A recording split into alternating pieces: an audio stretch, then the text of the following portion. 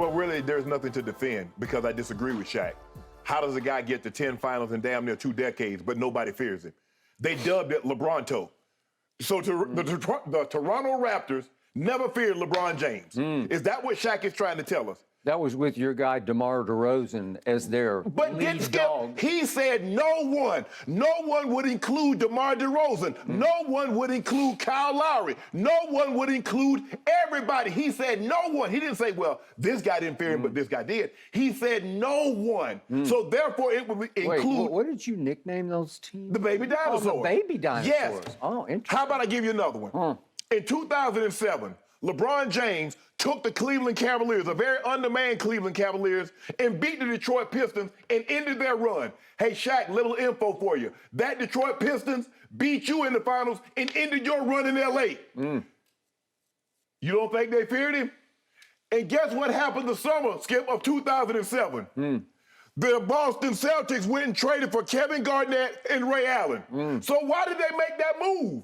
If Boston Celtics didn't fear him, they wouldn't have made that move. How about another one? I come a little more reason for Shaq because seemingly history is not a good subject for Shaq. Oh. Why in the hell did the Golden State Warriors load up their contingency and get on a plane and disturb Kevin Garnett in the Hamptons if no one feared him? This is why they put the super team together. They keep talking about LeBron, but Boston put a big three together long before he went to Miami. Why?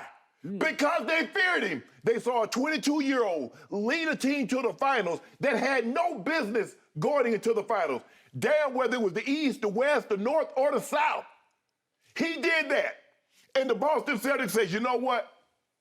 The way we are constructed, we can't do anything with him. Kevin Garnett, he's like, you know what?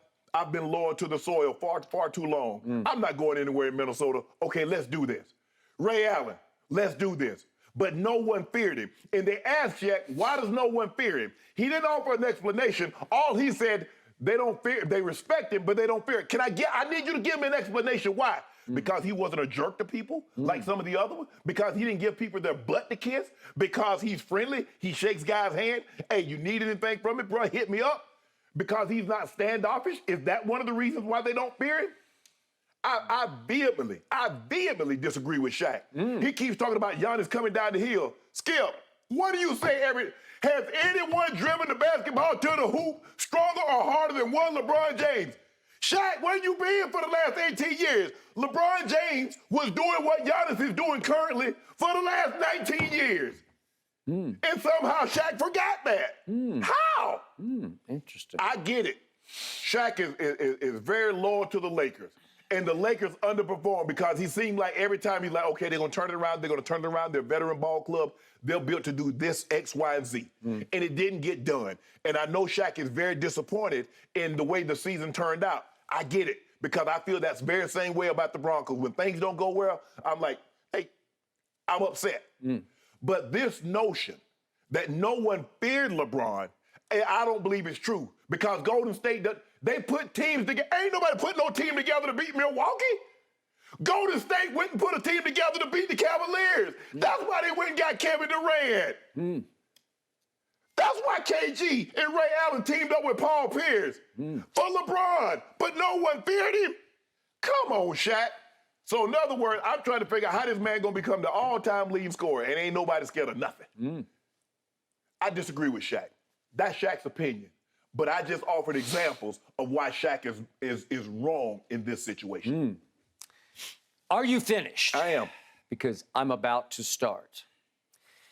Just for the record, just for perspective, I have so much respect for Shaquille O'Neal, the basketball player, that I rank him third on my all-time list. I'm talking about all-time. I got, obviously, Jordan first and Magic second and Shaq third. Shaq was as feared as any basketball player who ever laced them up. Right. Because in those 3 years, those three-peat years with Kobe in L.A. early on, he was as destructive an offensive force, and I can throw in defensive also, but especially on offense, he was so destructive that you couldn't referee him. It was somewhere between football and basketball, and I'm not sure where the line was drawn because it was so hard to judge whether it was a foul or a charge. Right. And yet, everybody who laced them up in the other locker room feared having to go out there and deal with that guy because he was so big and he was so strong and he was so flat out nasty. He was what I call cold-blooded killer.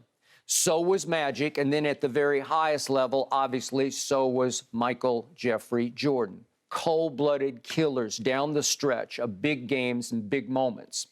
And I put Shaq up there above Kareem, and a lot of people think I'm crazy because Kareem was as gifted as it comes for 7 feet 2 inches tall, which is why he's the all-time leading scorer.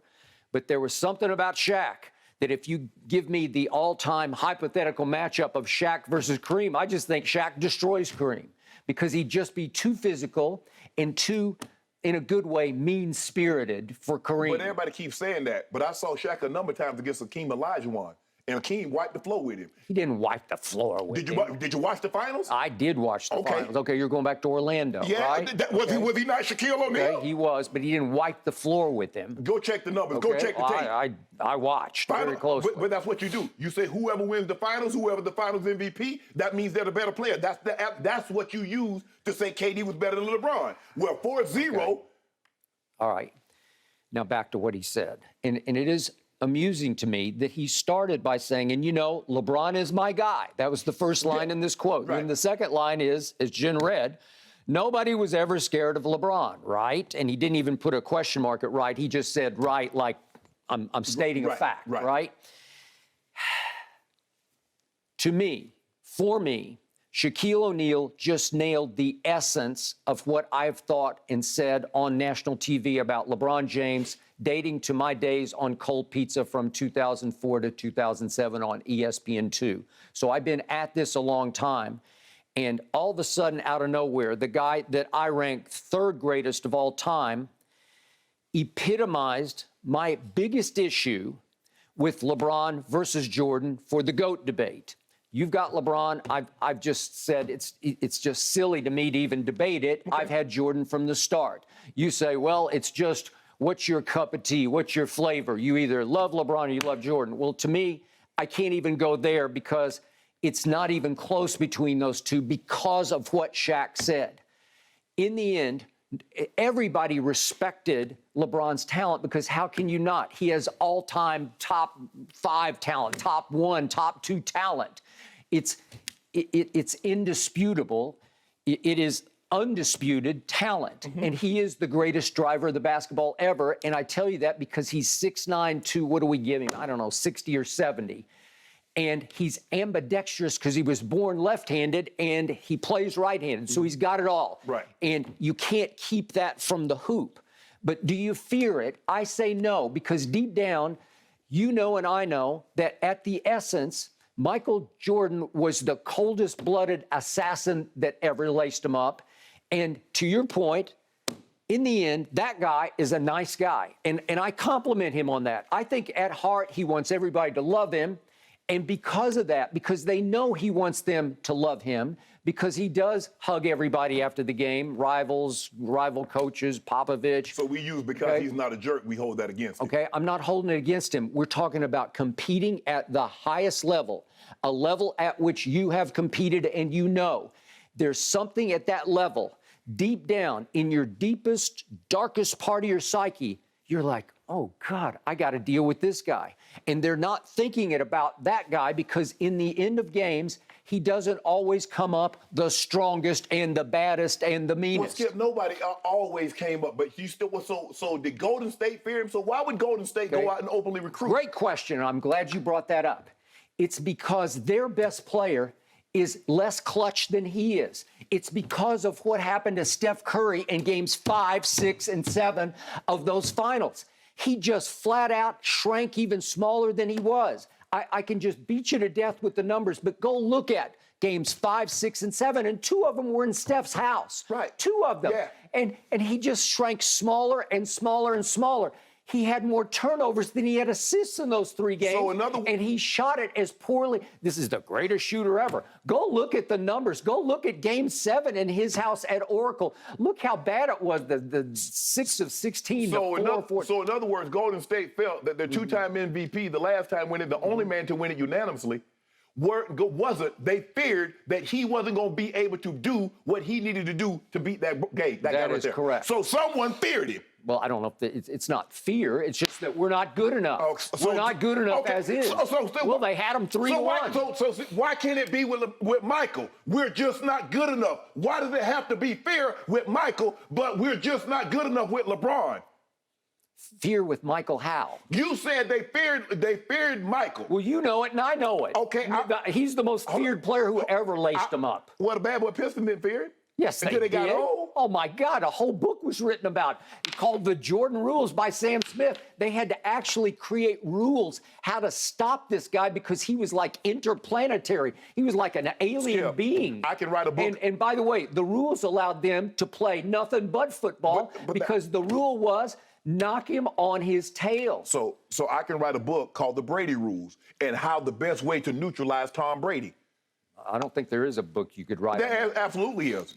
What you do, you get pressure up the middle, and you force him off his spot. Okay, well, can you get it? Oh, he's gotten better and better at getting rid of the football. What in the book, the Jordan Rules? What did it say?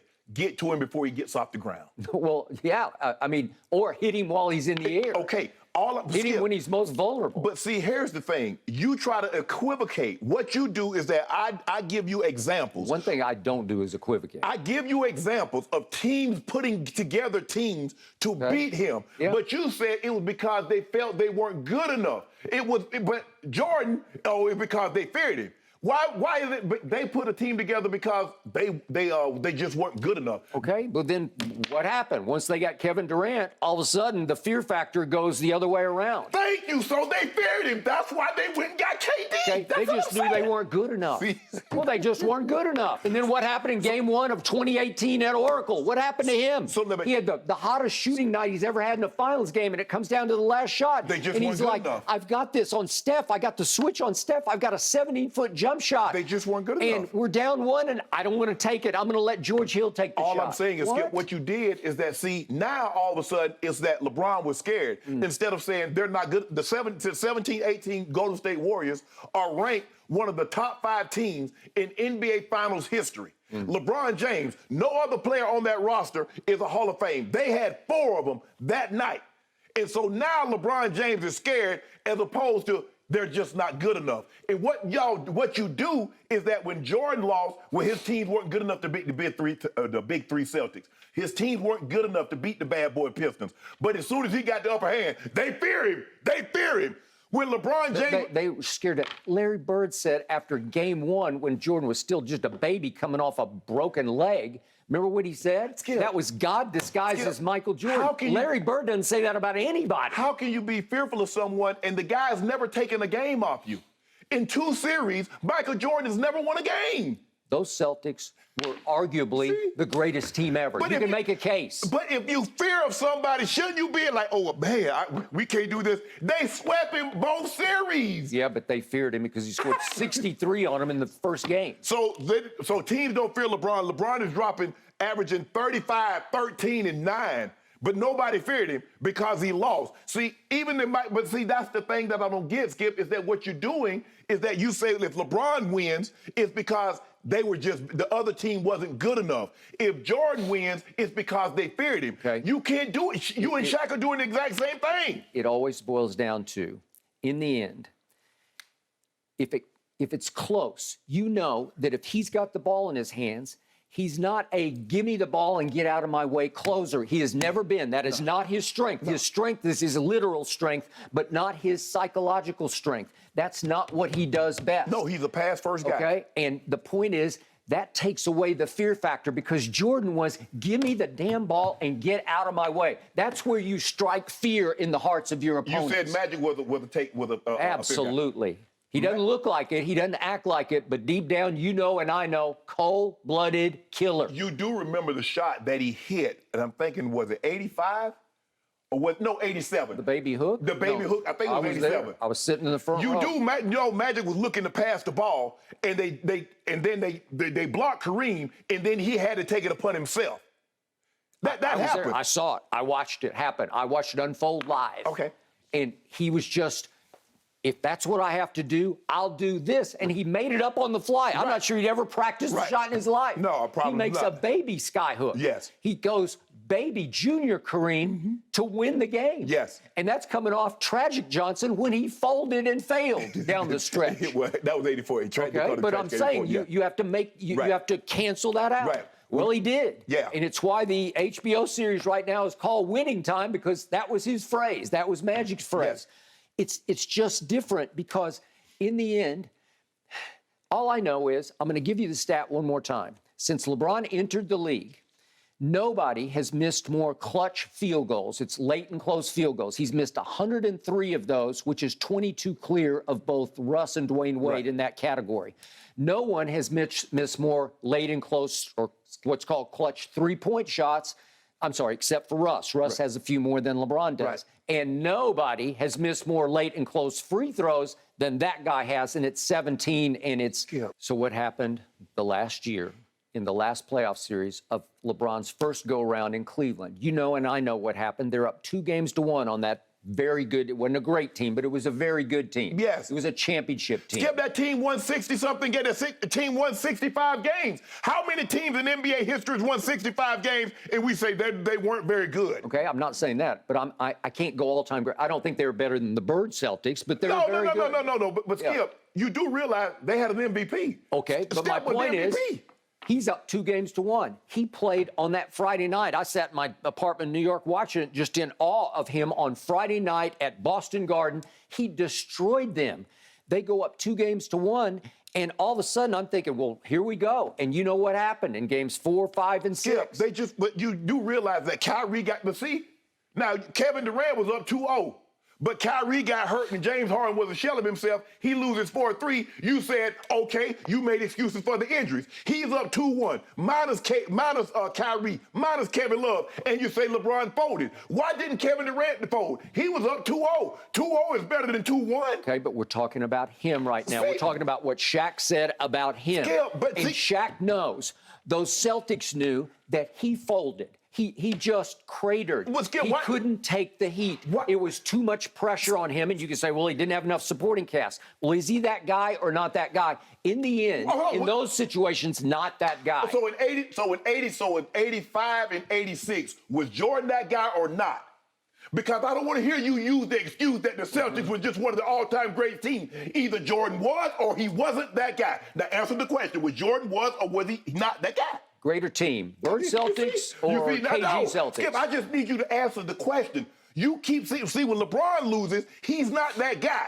It's never about the team being better than he was, but when Michael loses, the teams are better. Okay. Either he is or he isn't the guy. Okay, have you ever seen a more epic flameout by a superstar than LeBron in the 2011 finals, the first go-around with the Heat? And once again, they go up 2-1. LeBron goes back to his hotel, and he's writing out a list of, I'm going to tell him so and tell him so. I was at the top of the list. And what happened in games 4, 5, and 6 right on schedule?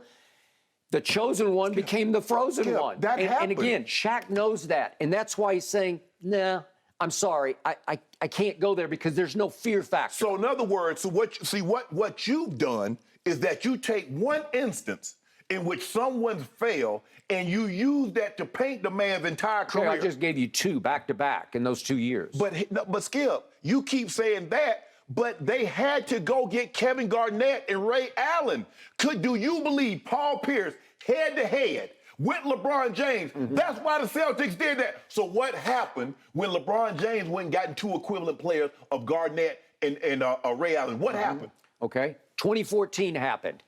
LeBron is 1-1 going home to Miami against my Spurs.